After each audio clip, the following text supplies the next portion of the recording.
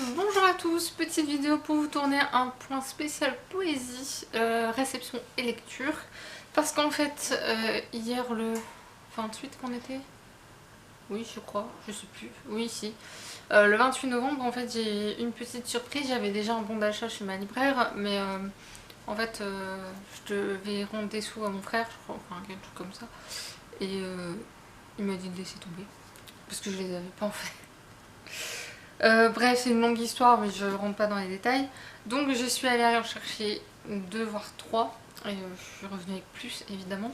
Donc, j'ai suivi les conseils de ma libraire, puisque je lui ai pris Lettres à Fanny de John Keats aux éditions Rivage. Alors, c'est pas de la poésie exactement, mais c'est écrit par un grand poète britannique. Donc, ça devrait aller, ça a l'air extrêmement bien écrit. Et puis bon, je fais confiance à ma libraire, jusqu'à maintenant elle m'a très bien conseillé, donc ça devrait aller. Je l'ai également pris chez Banyan, je pensais que c'était édition Bruno Doucet, mais non. Leur logo il est pas très différent en fait. Angor de Jacinta Carqueta, c'est en fait une maison d'édition spécialisée sur l'Inde. J'ai regardé un petit peu sur leur site hier, il y a des titres qui m'ont l'air très intéressants. Donc on va regarder à ça. Si ça me plaît bien, je pense que les autres, je les achèterai aussi. Et chez les éditions Bruno Doucet, j'ai pris Naître ici de Nassuf Djelani. Ça devrait aller, je pense, celui-là. Danser sur tes braises, suivi de 6 décennies de Ananda Devi. La thématique, c'est pas une thématique qui m'aurait intéressée en temps normal, mais dans la poésie, je suis toujours étonnée parce que je lis, donc je l'ai pris.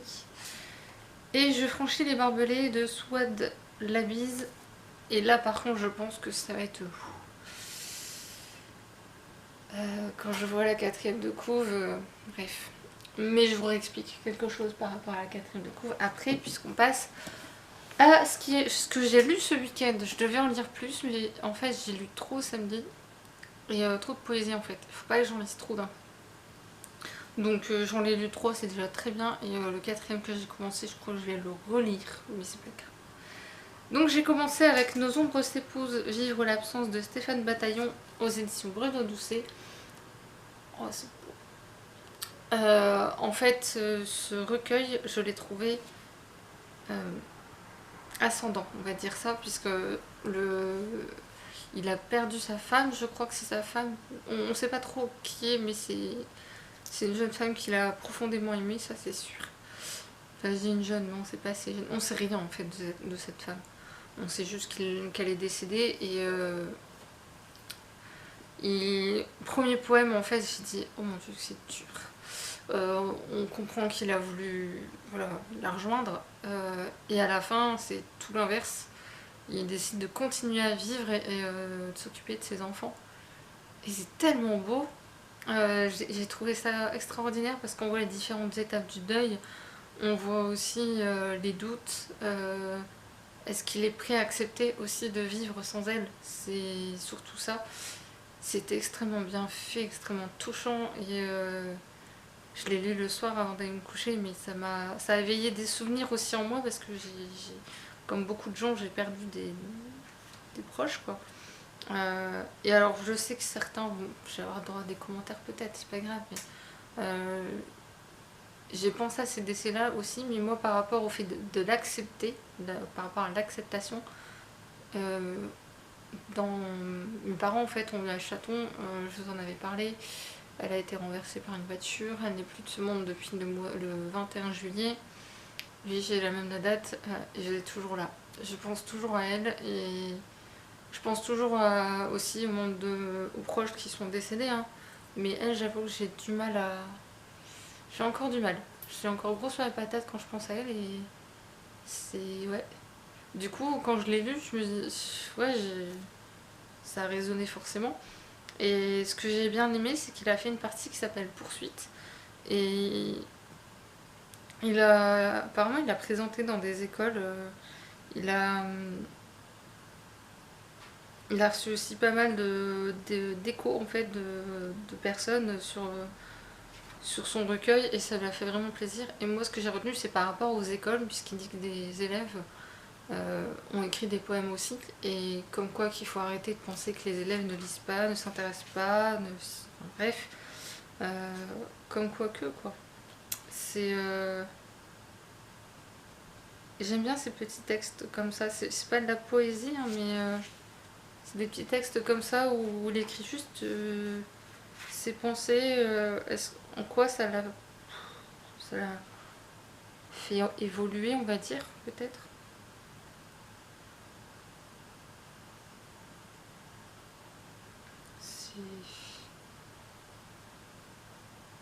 C'est incroyable.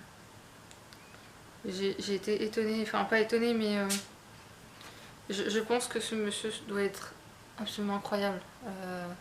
Parce que de voir ce qu'il écrit à la fin, on sent que c'est pas calculé en plus. Et je me dis, s'il pense comme ça, discuter avec lui, ça doit être incroyable. Donc je crois qu'il en a écrit d'autres. Je pense que je les achèterai. Hein. Oui, il a fait quelque chose en jeunesse. Une anthologie autour de la poésie. Un autre qui s'appelle Les Terres rares. Et je pense que ça doit être une BD peut-être. Ah non, ça doit être un livre pour enfants. En bref, je vais m'y intéresser de près, ce monsieur. Laisse-moi te dire de Margaret Atwood aux éditions Bruno Doucet. Vous la connaissez surtout pour La Servante écarlate, notamment. Parce que bon, si je commence à faire tout ce qu'elle a fait, on n'a pas fini. Je vous avoue que je ne savais pas qu'elle avait commencé par la poésie, et c'est justement tous ces poèmes qu'elle a écrits avant. Ces romans que là on a sur la partie de 1964 à 1974. C'est déjà pas mal. Hein. Je sais qu'il y en a un autre qui sortira, je pense, l'année prochaine chez Bruno Doucet. Je crois. Et donc ce recueil-là est coupé en plusieurs parties. Il y en a une partie sur les animaux, une partie sur la politique.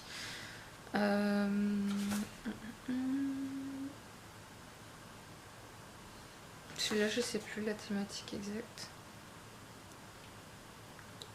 Ça, c'est sur la enfin, les migrants ou la mort, je sais pas. Enfin, les deux se rejoignent en tout cas.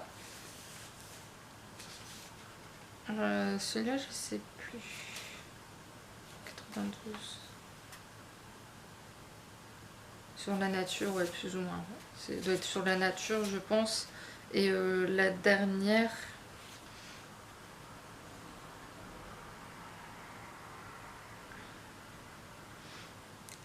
C'est le problème de la poésie, c'est que quand on en lit trop, après on les mélange. Je vous jure que c'est vrai. Hier, je les mélangeais totalement. Donc je suis obligée de repasser un petit peu dessus.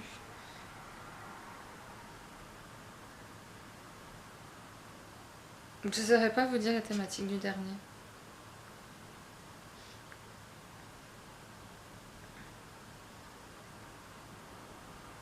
Il doit être sur la vie, rien de plus.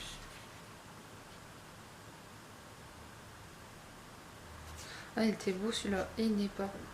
Il était très beau.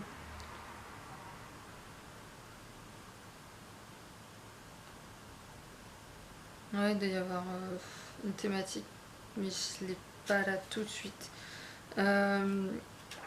Moi, ce que je sais, c'est qu'au début, les deux premiers, j'ai dit tiens, c'est étonnant, c'est deux poèmes où elle parle d'elle quand elle est prise en photo. J'ai trouvé ça étonnant. Et après, elle part sur justement cette thématique.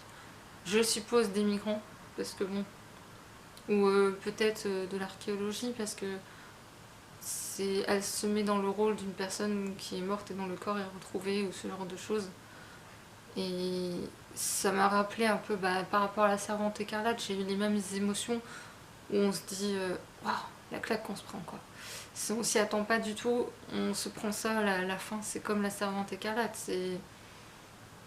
c'est une fin qu'on n'attend pas, qui est abrupte, on relit après le poème, mais on le lit plus de la même façon. Elle a une écriture quand même assez particulière. Je trouve que Margaret Atwood, elle a ce truc que vous ne trouverez pas ailleurs. J'en profite pour dire que me concernant la poésie, je considère que c'est quelque chose d'assez intime. qu'il est difficile de chroniquer, d'exprimer, que ce soit à l'écrit ou à l'oral, encore plus à l'écrit, parce qu'à l'écrit, si la personne ne me connaît pas, elle va pas savoir exactement pourquoi ça résonne en moi, pourquoi ça match ou pas. Je pense que si on se sent concerné par la thématique, on peut être touché, c'est le premier pas. Après, le reste, ça résonne peut-être avec des morceaux de vie, des choses qu'on a vues à la télé ou entendues. C'est tellement complexe que oui, j'ai un peu de mal à vous expliquer pourquoi j'ai aimé ce recueil. Parce que c'est des émotions, c'est ça qui est dingue. C'est par exemple la partie sur les animaux. Il faudrait que je le retrouve. Je sais quand je l'ai lu, j'ai commencé, j'ai dit tiens, enfin, j'ai pensé à une amie en fait qui est très défense des animaux. Enfin, elle le crie pas sur tous les toits, mais elle est vraiment. Il s'appelle Les animaux de ce pays. Et elle compare plus ou moins les animaux aux humains. Et ouais, je les ai trouvés tellement beaux.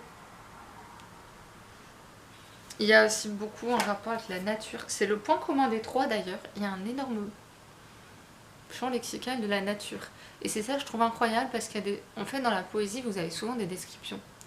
Vous en avez aussi dans les romans, certes, mais dans un roman, ça sert à vous mettre en place un lieu ou quelque chose. Donc l'émotion, elle n'est pas la même.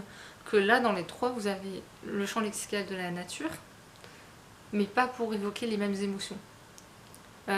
Stéphane Bataillon, à un moment donné, on le sent en pleine contemplation de la nature, et il s'immerge complètement dedans au point de s'oublier. Et je ressentais cette émotion-là, ça m'a rappelé un peu tout ce qui est dans le zen, quelquefois on me dit, grosso modo, de profiter de la nature, de vous oublier au sein de la nature, que la nature vous permettra d'évacuer certaines choses, enfin bref. Et je l'ai pas ressenti exactement de la même façon. Ça revenait au même, mais l'émotion ressentie n'est pas la même. C'est ça que j'ai été étonnée. Et là, par exemple, elle s'en sert, mais plus pour évoquer des sujets, par exemple les migrants, j'imagine, ou la mort. La mort est un thème qu'elle apprécie bien. La politique aussi. Enfin, la politique, c'est... La politique, faut le... Ouais, si, c'est vrai. Le premier poème de la partie sur la politique, ça m'a rappelé... je crois que... Ouais, si, ça m'a rappelé La Servante et Carrette, ouais. C'est vrai. Et ça m'a rappelé un peu Hunger Games, étonnamment. Pourquoi, j'en sais rien, mais... Par contre, le suivant, ouais, Ouais, ça a un côté très dystopie, c'est ça que ça m'avait rappelé, cette partie-là. Tout ce qui est dystopie que j'ai pu lire, quoi. Ça m'a renvoyé à ça et à ces gens qui les regardent, qui savent que ce qu'ils font est moche, et qui imaginent des choses pas très sympathiques, évidemment. Bref, je vais pas prolonger les choses, je vais laisser reposer ça plusieurs jours encore, parce que tout d'un moment, il y a des poèmes où il faudrait que je l'écrive tout de suite, et d'autres pas du tout. Donc je verrai ça plus tard. Et enfin, Cantique du balbutiement de Louis-Philippe d'Alembert. C'était un nom qui m'était pas inconnu. Maintenant que j'ai rempli la fiche sur Livre Addict, j'ai dit oui, effectivement, il ne m'est pas inconnu, ce monsieur. Autant vous dire de suite, il est costaud, il est exigeant, ce recueil-là. Si vous voulez commencer par vous mettre à la poésie, c'est pas celui-là que je vous recommanderais. Margaret Atwood, par exemple, elle utilise des mots très simples, et c'est pour ça que ça frappe encore plus.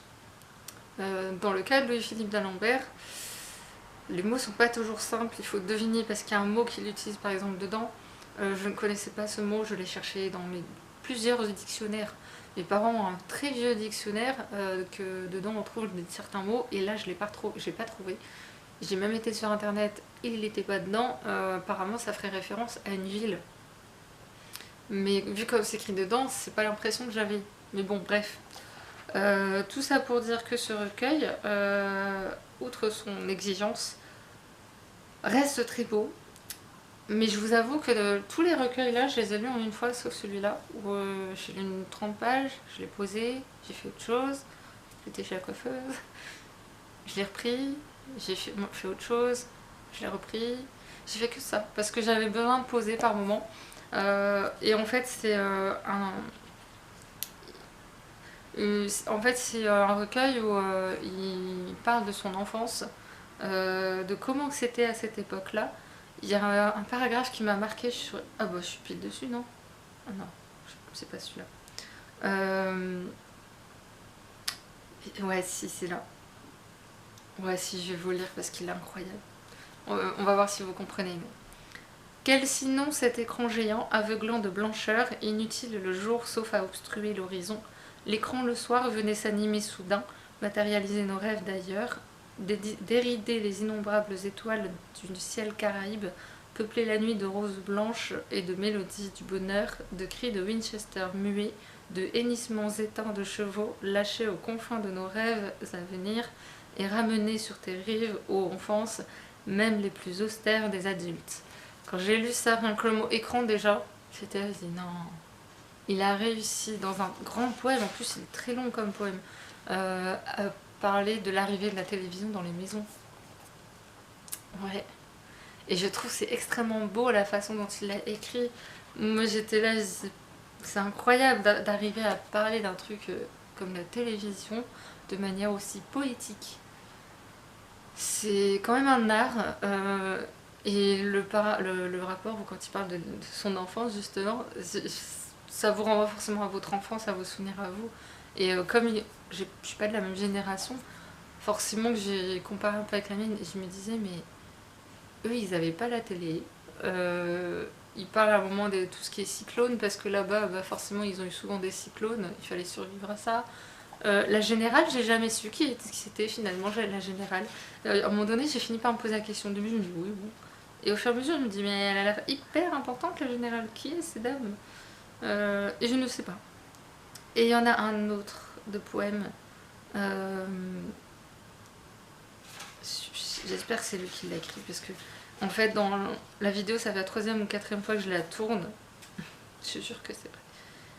Et. Si, c'est lui.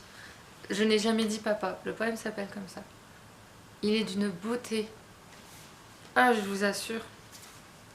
Je le lirai pas, il est trop long et la fin est la plus importante. Et après, il y a une lettre qu'il a écrite à son fils qui est pareil, sublime. Par contre, il me semble qu'il y avait une partie qu'il avait écrit, si je me souviens bien.